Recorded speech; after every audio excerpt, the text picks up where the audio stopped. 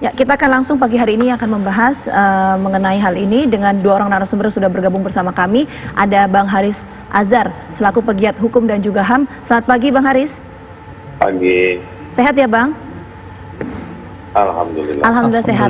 Sudah bergabung juga bersama kami ada anggota Komisi 3 DPR RI, Bang Masinton Pasaribu. Selamat pagi Bang Masinton, sehat? Ya, selamat pagi Mbak Mas, sehat. Alhamdulillah. Alhamdulillah. Saya mau ke Bang Haris dulu, mau minta tanggapan soal tuntutan jaksa penuntut umum yang kemudian menuntut 1 tahun penjara terhadap 2 terdakwa dalam kasus Novel Baswedan.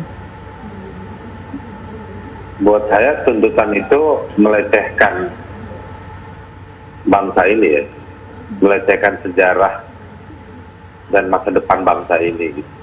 Kok ada orang dibiayain sama negara, ya? Jaksa itu kan biaya negara gitu. Itu bikin tuntutan untuk kasus seperti ini 1 tahun. Tapi tuntutan 1 tahun itu sebetulnya merepresentasikan soal bahwa pengadilan ini memang rekayasa. Gitu. Jadi pengadilannya kan memang diciptakan hanya untuk menggugurkan kewajiban pemerintah atau pemerintah dalam arti yang luas ya. Bahwa sudah menyelesaikan kasus penyerangan terhadap Novel Baswedan. Karena dalam kalau kita lihat secara lebih teliti di dalam proses persidangan itu ada banyak persoalan. Misalnya fakta-fakta yang sebenarnya terjadi itu tidak dibawa ke pra persidangan atau ke persidangan. Jadi ini persidangan ini kayak punya radar, punya logiknya sendiri. Faktanya tidak bisa mengakomodir fakta-fakta yang sebenarnya terjadi. Kebetulan saya juga melakukan investigasi beberapa kali gitu ya, menyusun laporan dan lain-lain. Kami menemukan sejumlah fakta yang tidak ada. Misalnya ada pemilik CCTV yang dihadirkan ke persidangan, tetapi soal CCTV itu yang perlu dibawa ke persidangan bukan saksinya, tetapi videonya seperti apa. Nah, kalau dalam investigasi saya, itu ada rute kaburnya pelaku. Dan pelaku itu bukan 2 orang. Sejumlah saksi mengatakan pelakunya 3 orang. Nah, saksi-saksi yang melihatnya itu, jadi bukan saksi pemilik CCTV. Tapi adalah CCTV-nya diambil, dibuktikan, digunakan, diperbandingkan dengan saksi-saksi yang ada. Kita punya rutenya, rute yang gagal, terus mereka memperbaiki rute pagi itu, ada mereka adegan ngangkat motor, dan lain-lain. Dan itu mereka itu juga sudah mengintai selama beberapa hari sebelum penyerangan. Dan orang-orang yang melihat pagi itu ketika melakukan penyerangan, ke saat sebelum penyerangan, dengan orang-orang, dengan mereka yang mengintai beberapa hari sebelumnya identik sama.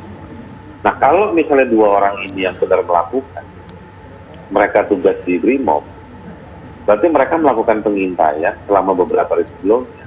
Berarti mereka absen dari pekerjaannya, ya kan? Mana buktinya kalau mereka absen, misalnya kayak begitu. Nah, lalu ada sejumlah saksi-saksi yang tidak dihadirkan ke persidangan, yang melihat pagi itu sebelum penyerangan dan beberapa hari sebelumnya. Dan sebetulnya mereka sudah diperiksa di tingkatan Polsek, Polres, Polda. Meskipun Mabes waktu itu juga mengklaim memberikan perhatian, tetapi yang bekerja itu Polda, Polres Jakarta Utara dan juga Polsek di Kelapa Gading. Nah, jadi ada beberapa informasi, ada beberapa kesaksian yang sudah sudah menjadi berita acara di proses penyidikan.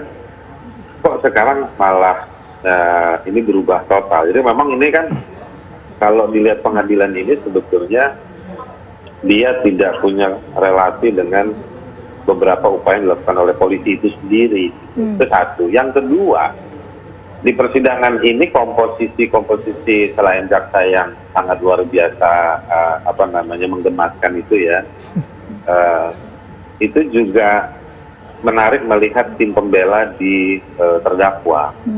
Tim pembelanya dari polisi.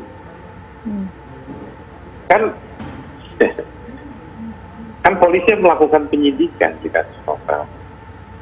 Polisi yang melakukan penyidikan di kasus Novel ini pidana umum menggunakan pelanggaran terhadap KUHP. Jadi polisi yang melakukan penyidikan. Nah, pelakunya polisi. Gitu. Nah, terus polisinya malah jadi membela. Jadi gimana orang melihatnya ini kan, loh. Gitu. Polisi kan bukannya melakukan penegakan hukum. Gitu. Ya kan? Kok malah jadi pembelanya pelaku? Gitu kan?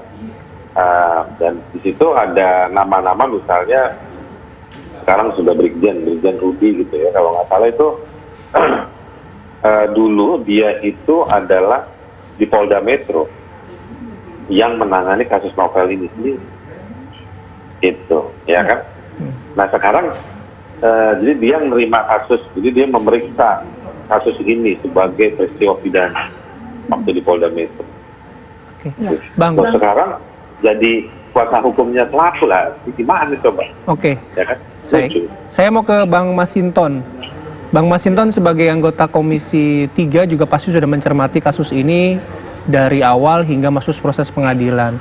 Kalau highlightnya Bang Masinton apa? Apakah juga senada dengan Bang Haris ini ada rekayasa, kemudian sebagai bagian dari hanya kewajiban menggugurkan proses peradilan itu sendiri?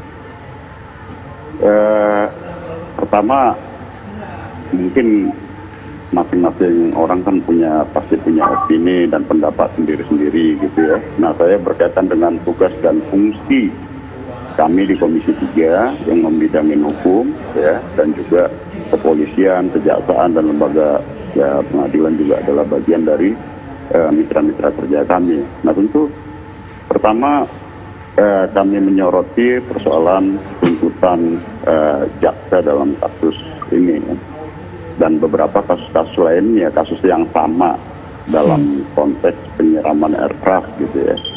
Nah, ini semacam ada disparitas. Nah, tentu dalam konteks ini ya, tuntutan jaksa 1 tahun ya. Nah, bagi saya membahas ini bukan karena persoalan siapa yang disiram tadi gitu ya. Nah, menurut saya tuh kita tidak perlu menginikan siapa orang yang disiram apa segala macam. Tapi saya melihat dalam perspektif rasa keadilan, perspektif hukum dan rasa keadilan di tengah-tengah masyarakat. Kenapa umpama tuntutan jaksa dengan kasus yang sama berbeda-beda gitu. Nah, ini kan akan menjadi bahan pertanyaan kami ketika nanti melakukan rapat-rapat dengan jaksa agung tentunya. Nah, ada disparitas atau perbedaan rasa keadilan di tengah-tengah masyarakat seperti itu. Nah, tentu pendapat apapun selain kita menghormati proses persidangan yang sedang berlangsung ya, proses peradilan yang berlangsung di pengadilan negeri.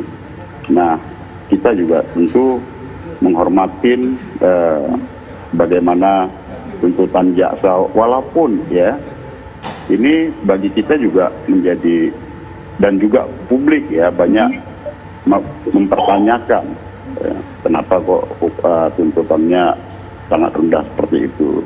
Nah, tentu jaksa juga punya pertimbangan kenapa dituntut seperti itu rendah.